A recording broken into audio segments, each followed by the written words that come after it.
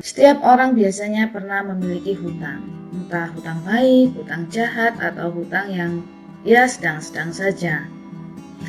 Ya, salut bagi Anda yang tidak pernah berhutang. Saya aja beberapa tahun yang lalu, ya kurang lebih 11 tahunan, hutang saya sangat banyak sekali dan menjadi beban buat saya ya.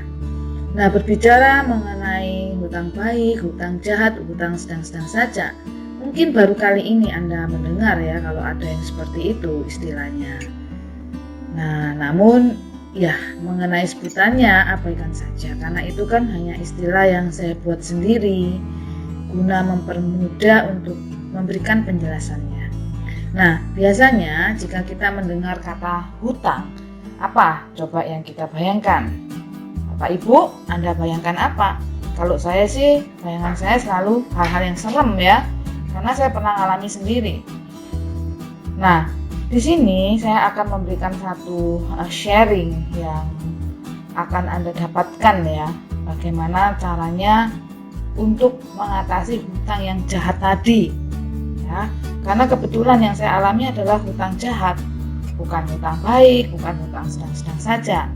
Namun supaya semuanya lebih jelas lagi, saya akan memberikan contoh satu-satu hutang yang baik, hutang yang sedang-sedang saja, dan juga hutang yang jahat itu seperti apa. Hutang yang baik itu adalah hutang yang diberikan kepada orang untuk dipergunakan sebagai modal dagang.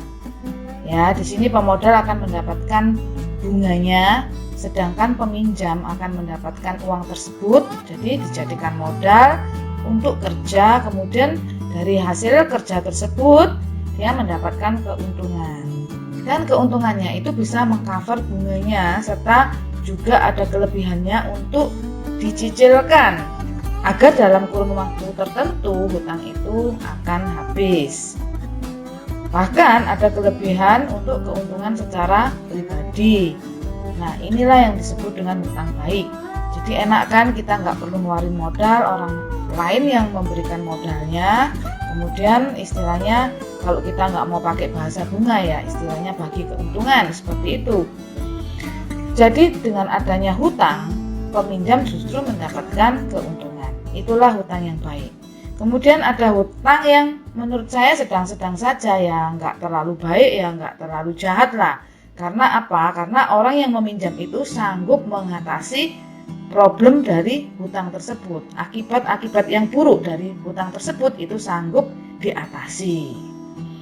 Misalkan orang itu memiliki kebutuhan yang mendesak, kemudian kebetulan dia nggak ada persediaan dana, ya, lalu dia meminjam uang. Namun ia telah bisa memastikan kalau ia sanggup membayarnya, baik mungkin dicicil 2 kali, 3 kali, 1 tahun, ya itu terserah lah, yang penting dia sanggup mencicil dan membayarnya sampai hutang itu lunas. Jadi hutangnya itu merupakan hutang sementara saja untuk menutupi kebutuhannya. Namun ada juga hutang yang jahat. Nah, ini adalah hutang yang saya maksudkan yang harus benar-benar diselesaikan karena ini adalah sumber problem yang jahat sekali dalam kehidupan kita. Karena hutang yang jahat ini saya lihat telah banyak menjerat begitu banyak orang ya. Ini problem utama dalam hal keuangan. Apa? Yaitu hutang yang tidak sanggup dibayar. Entah pada saat dia hutang, ya, ia sudah tahu kalau ia nggak sanggup membayarnya, kemudian dia memberikan janji-janji ya karena kepepet, ya. Jadi modalnya hanya janji saja, hutang kepada orang tua, kepada teman, itu masih bisa dimaklumi, mungkin pembayarannya bisa diundur, bahkan tidak berbunga. Tetapi yang paling berat adalah ketika kita berhutang pada institusi resmi atau bahkan ke orang-orang yang memberikan bunga sangat besar ya, mereka adalah tukang-tukang kredit yang memeras. Nah, seperti itu. Juga ada banyak orang yang kecantol dengan kartu kredit. Nah, ini juga sangat bahaya sekali, punya kartu kredit banyak kemudian dipakai gesek sana gesek sini, kemudian dia nggak bisa membayarnya ya. Dia tidak menepati janjinya. Ia lari dari tanggung jawab itu. Inilah yang disebut dengan hutang yang jahat. Dan akan menjadi lebih jahat lagi ketika pinjaman tersebut berbunga. maka selain hutang itu nggak bisa dibayar, bunganya juga terus berkembang menjadi hutang yang baru, kemudian beranak pinak. Nah, hutang yang jahat ini banyak dialami oleh banyak orang dan menjadi satu penyebab perceraian-perceraian di rumah tangga. Kemudian hutang ini juga bisa merubah karakter orang yang baik-baik saja menjadi lebih licik ya, jadi jahat ya. Kita banyak melihat contohnya orang yang baik jadi jahat karena terbeban dengan hutang. Kemudian juga bisa menyebabkan orang yang sehat menjadi sakit karena stres ya. Hutang jahat ini menimbulkan ketidaktenangan dalam kehidupan, ketakutan yang jelas juga. Orang yang hutangnya banyak gini masa depannya juga suram ya, mereka nggak bisa menata masa depannya. Nah, jika Anda saat ini mengalami hutang jahat, kemudian itu berlarut-larut, bahkan sepertinya seumur hidup Anda berada dalam cengkraman hutang tersebut, maka ini perlu Anda pikirkan secara serius, saya katakan secara serius. Ada banyak orang yang saya lihat, mereka punya hutang, mereka enjoy saja, santai-santai aja, mereka nggak serius ingin memikirkan bagaimana jalan keluarnya untuk menyelesaikan hutang ini. Coba pikirkan, kenapa Anda bisa terjerat hutang begitu banyak? Kita lihat contoh orang lain yang selama ini bisa menata keuangannya, ya. Dia planning finansialnya, sehingga walaupun kehidupannya sederhana, dia damai sejahtera karena dia bisa mengatur keuangan dengan baik, ya. Jadi cobalah kita teliti dalam diri kita masing-masing. Berarti ada hal yang salah pada diri kita, ada hal yang salah pada diri Anda. Coba Anda teliti. Nah, Bapak Ibu, karena hutang ini merupakan satu problem yang banyak dialami oleh orang, maka saya ingin sharing cara-cara saya pada saat saya mengalami hutang yang berat, bagaimana saya bisa keluar dari belenggu hutang tersebut. Nah, saya akan bagikan. Bapak Ibu, mari kita masuk di dalam rumusan keuangan versi saya sendiri ala Yani Cahya secara sederhana ya. Bapak Ibu, tahukah Anda bahwa kemakmuran itu adalah rumusannya penghasilan dikurangi pengeluaran sama dengan sisa. Ya, nah sisanya ini berapa? Kalau sisanya itu banyak, kita bagi lagi sisanya menjadi kebutuhan hidup. Ya, kebutuhan hidup itu adalah kebutuhan pokok kita, yang mana kalau nggak ada itu kita nggak bisa hidup. Kemudian untuk investasi yang aman. Kemudian yang ketiga adalah kesenangan hidup atau keinginan-keinginan. Ya, kalau nggak ada itu kita tetap bisa hidup. Nah, kemudian rumusan kemiskinan itu seperti apa? Rumusan kemiskinan adalah penghasilan itu dikurangi pengeluaran, tapi sama dengan minus, nggak ada sisanya. Jadi artinya masih kurang, nah seperti itu. Oleh karena hasilnya minus, maka biasanya orang mencarikan penutup minusnya itu, ya. Dengan cara apa? Dengan cara berhutang. Nah, berhutang untuk apa? Bisa jadi berhutang untuk 3 hal tersebut. Untuk kebutuhan hidup, kemudian untuk kesenangan hidup. Nah, untuk investasi ini ada 2 macam juga. Ada orang yang dalam kondisi kemiskinan, dia tetap memikirkan investasi, kemudian dia berhutang. Nah, ini harus hati-hati sekali karena tergantung investasi apa yang dia ikutin gitu.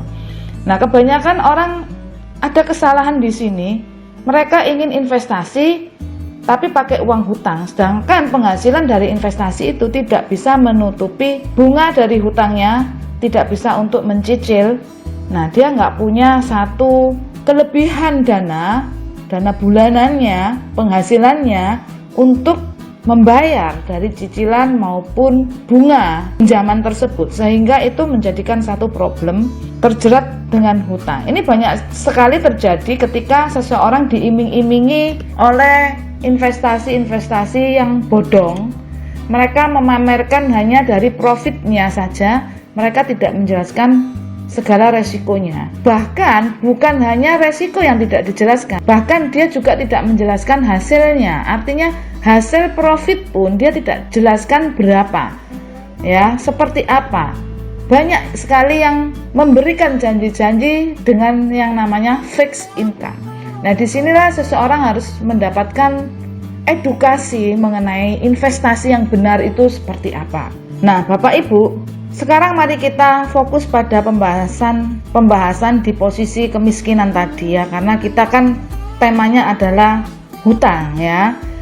Nah, kemiskinan itu memang relatif. Miskin bagi satu orang belum tentu miskin bagi orang yang lain ya. Jadi ada perbedaan penilaian.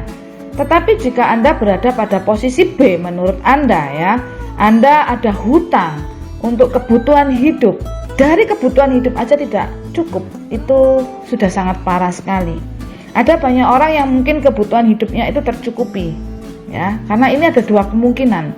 Yang pertama, memang income-nya itu kurang. Contohnya sudah membeli produk kebutuhan hidupmu yang sangat murah, yang sudah diirit-irit ya, hemat, tetapi dia masih tidak cukup. Nah, itu lain cerita. Yang kedua, sebenarnya dia itu cukup, namun kebutuhan hidupnya terlalu tinggi, ya, diselipi juga dengan kesenangan-kesenangan. Kebutuhan hidupnya selera tinggi, sabun pilih yang terbaik, misalkan harus mengandung vitamin ini, vitamin itu, ya. Ditambah lagi kalau dia tidak bisa mengekang rasa kesenangan hidupnya, keinginan hidupnya, masih banyak foya-foya lah istilahnya seperti itu akan bertambah parah sekali ya. Jadi Bapak Ibu perlu saya jelaskan, memang dalam hidup itu yang pertama adalah memenuhi kebutuhan hidup dulu. Kalau ada kelebihan, barulah Anda masuk di dalam kesenangan hidup ya, atau juga investasi. Jadi yang pertama adalah kebutuhan hidup, kemudian nomor dua yang paling penting adalah investasikan dulu, barulah kita kalau ada sisa baru kita bisa bersenang-senang. Itu bagi siapapun. Bagi orang yang berpenghasilan kecil pun tetap harus melakukan investasi dan juga ada senang-senangnya ya, paling enggak ya, karena kalau kita hidup enggak ada senang-senangnya sama sekali kan juga stres ya, karena kita harus refreshing, nah seperti itu agar tubuh kita juga menjadi sehat biar nggak depresi. Nah ini yang perlu saya jelaskan, Bapak Ibu, dalam investasi itu ada suatu perlindungan untuk masa depan. Jadi investasi itu memang harus dibangun sejak dari awal oleh siapapun, sekalipun dia menyatakan bahwa dirinya adalah miskin, sebetulnya dia juga harus mulai membangun yang namanya investasi, karena kita semua sebagai manusia tidak menginginkan ya kehidupan di masa yang akan datang itu menjadi sengsara. Semua ingin masa depan yang baik, semua ingin masa depan yang cerah untuk dirinya, untuk keluarganya ya. Itulah kebahagiaan yang kita cari. Nggak ada orang yang ingin hari ini bersenang-senang nanti di masa tuanya dia sengsara, nggak ada. Kebanyakan orang maunya sih ya sekarang kita sengsara dulu, nanti suatu saat kita akan senang, kan seperti itu ya. Ada satu kata-kata mutiara yang mengatakan bahwa setiap orang itu punya jatah kesengsaraannya sendiri-sendiri. Setiap manusia itu punya jatah kegagalannya sendiri-sendiri. Oleh karena itu habiskanlah kegagalanmu, kesengsaraanmu itu di masa mudamu, sehingga jatah kesenanganmu itu akan Anda nikmati di masa tua. Nah, ada pepatah yang mengatakan seperti itu. Oke, kita akan masuk di step berikutnya. Nah, Bapak Ibu, masih ada banyak step-step yang praktis yang bisa Anda lakukan. Bagaimana cara kita untuk terlepas dari hutang kita. Tetapi dalam video kali ini saya ingin menjelaskan satu hal mengenai poin yang saya ajarkan tadi, yaitu dalam hal investasi. Ketika kita merasa bahwa diri kita dalam kondisi kemiskinan, kita harus cek dulu apakah benar kita miskin ataukah kita terlalu banyak mengeluarkan uang kita untuk gaya hidup kita. Baik di kebutuhan pokok kita periksa dulu apakah sudah hemat, kemudian apakah sudah memakai produk-produk yang ukurannya tidak terlalu high class, kemudian apakah juga di dalam kehidupan kita udah banyak terlalu mengeluarkan uang pemborosan untuk kesenangan hidup, apakah kita banyak makan di luar, terlalu banyak bersenang-senang, terlalu banyak jajan, terlalu memanjakan anak, beli mainan dan lain sebagainya. Nah, itu kita mulai analisa, kemudian kita mulai lakukan penghematan. Saya rasa di situ kita akan mendapatkan kelebihan dana, ya, kelebihan uang. Kemudian kita mulailah memikirkan bagaimana kita berinvestasi. Tentunya dari penghematan itu kita sisihkan sebagian untuk kita bisa cicilkan hutang-hutang kita. Nah, nanti juga ada cara step-stepnya bagaimana kita membayar hutang, bagaimana memilih hutang yang mana. Kalau hutang kita terlalu banyak, hutang yang mana yang kita dahulukan, yang kita bayar. Nah, seperti itu. Kemudian dalam hal kita berinvestasi, oke, kalau kita masih kurang, kalau dari hasil penghematan itu masih kurang, maka perlulah dipikirkan bahwa pemasukan Anda itu harus ditambah. Kembali lagi, rumusannya adalah pemasukan itu harus cukup untuk mengcover segala pengeluaran Anda. Nah, kalau memang pemasukan ini kurang, ya, nggak cukup untuk mengcover pengeluaran kita, maka kita perlu yang namanya tambahan income. Oke, saya akan memberikan contoh dalam kehidupan saya secara pribadi, dalam hal tambahan income dan juga dalam hal investasi. Mengapa saya memilih trading forex sebagai pekerjaan tambahan income saya dan juga sebagai pilihan investasi saya? Baik, dengarkan ulasan saya dengan serius ya Bapak Ibu, karena ini akan mengubah mindset Anda. Dan setelah mindset Anda berubah, Anda bisa segera memberikan keputusan kepada diri Anda sendiri untuk mulai take action, melakukan kiat-kiat cerdas untuk memperbaiki finansial Anda dengan tujuan melunasi hutang-hutang Anda. Ada dua hal. Yang pertama, sebagai pilihan tambahan income, trading forex ini peluangnya sangat luas sekali, di mana sampai saat ini trading forex itu adalah satu bisnis yang sangat eksis. Bukankah kalau kita mau kerja sesuatu itu kita harus mulai review dulu pasarnya gimana? Nah, kalau pasarnya diminati banyak orang, ini adalah poin yang luar biasa, yaitu kita mendapatkan satu kesempatan, peluang yang besar di dalam bisnis tersebut. Nah, saya lihat potensinya luar biasa, apalagi di masa pandemi ini. Maka saya memilih satu tambahan income di dunia forex ini, yaitu saya kerja. Kerjaan saya ini mungkin secara konvensional itu sama ya dengan pekerjaan yang lain. Mungkin Anda ini adalah penjual sayur, pedagang beras, atau Anda ini penjual baju-baju fashion, apapun. Atau mungkin Anda kerja dengan orang ya, terima gaji gitu di sebuah perusahaan, sama aja itu konvensional. Pekerjaan biasa, karena pekerjaan saya adalah menjual robot forex. Tetapi perbedaannya, robot forex yang saya jual ini diminati banyak orang. Kenapa? Karena trading forex adalah bisnis yang lagi trending. Jadi tentunya lebih mudah saya menjual robot forex ini daripada saya harus menjual yang lain-lainnya. Itu sudah saya survei Bapak Ibu ya. Kemudian selain itu, cara penjualannya pun saya tidak melakukan secara konvensional yang misalkan saya harus ke rumahnya orang atau saya buka toko dan lain sebagainya. Tetapi saya melakukan satu cara penjualan marketing yang berbasis online dan digital. Jadi ini sangat memudahkan saya, karena hal yang berbasis online dan digital itu mengandung 3 unsur. Yang pertama adalah murah, cepat, kemudian tidak memakan banyak tenaga. Nah, inilah yang saya inginkan ya. Maka saya memilih dunia trading forex yang saya pakai untuk tambahan income saya. Kemudian yang kedua, saya melakukan investasi. Kembali lagi, investasi itu penting Bapak Ibu, bukan untuk sekarang. Bukan untuk, oh saya mau bayar hutang dari hasil investasi saya, nanti bulan depan saya dapat berapa ya. Nah, itu keliru. Mindset yang seperti itu keliru. Belum tentu bulan depan kita bisa melunasi hutang kita. Sama seperti saya.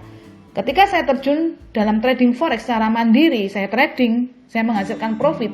Bulan depannya saya tidak bisa langsung melunasi hutang saya. Juga belum tentu saya bisa mencicil hutang saya. Tetapi saya mempunyai satu perencanaan. Ya, meskipun bukan bulan depan, meskipun bukan tahun depan, 2-3 tahun, bahkan 5 tahun ke depan, kehidupan finansial saya jauh menjadi lebih baik. Dan tentunya kalau keadaan finansial saya jauh lebih baik, tentunya saya bisa membereskan hutang-hutang saya. Paling enggak hutang saya sudah sangat berkurang. Nah, itu adalah target saya. Karena saya nggak mau seumur hidup saya terjebak dalam hutang. Nah, seperti itu Bapak Ibu ya.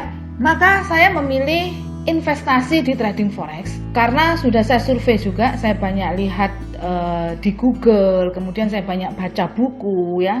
Jadi bukan apa yang saya katakan dari diri saya pribadi, tetapi dari apa yang saya pelajari, saya mengambil satu kesimpulan bahwa ROI yang bisa kita dapatkan yang tercepat dalam sebuah investasi yaitu di jual beli mata uang dalam forex.